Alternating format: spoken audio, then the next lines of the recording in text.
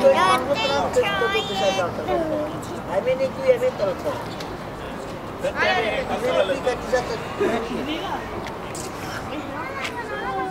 vous avoue que nous ne comprenons pas, puisque ce matin il y a eu l'expulsion.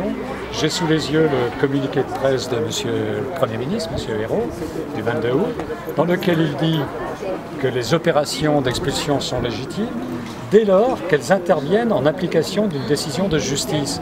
Or, il n'y a pas de décision. Le procès, c'est demain matin.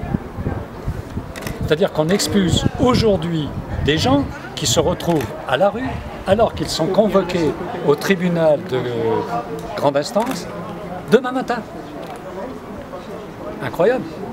Jamais on a vu ça, même sous Sarkozy. Par rapport à la concertation, vous avez promis un peu plus de concertation, notamment avec les associations. Aujourd'hui, c'est quelque chose que vous déplorez? Deuxième point, il revient à l'État, aux partenaires, aux collectivités locales, en lien avec les associations, d'apporter une réponse globale, etc. Depuis une semaine, nous demandons à être reçus en mairie.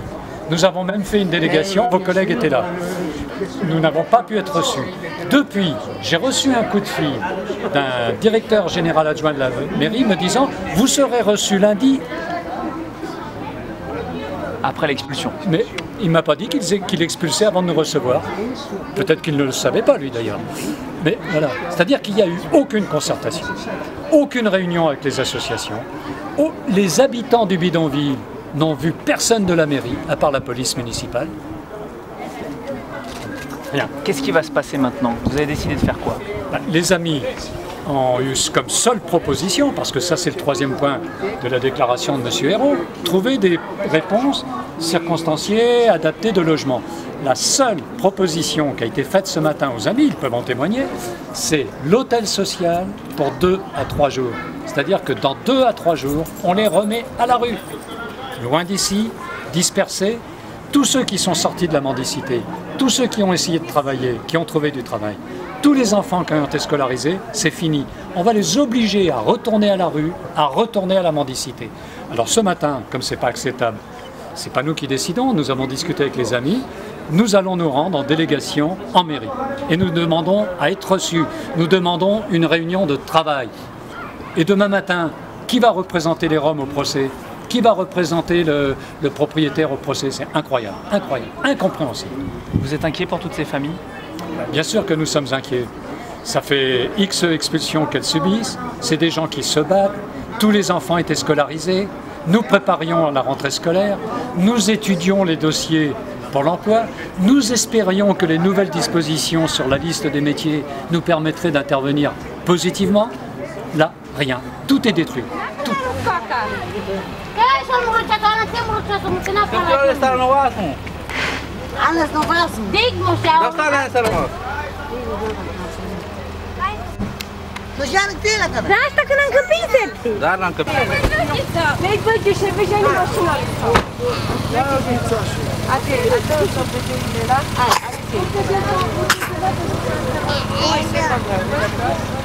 Écoutez, comme les amis ont été expulsés, la seule proposition qui leur a été faite, c'est 2 à 3 jours d'hôtel social, c'est-à-dire le retour à la rue.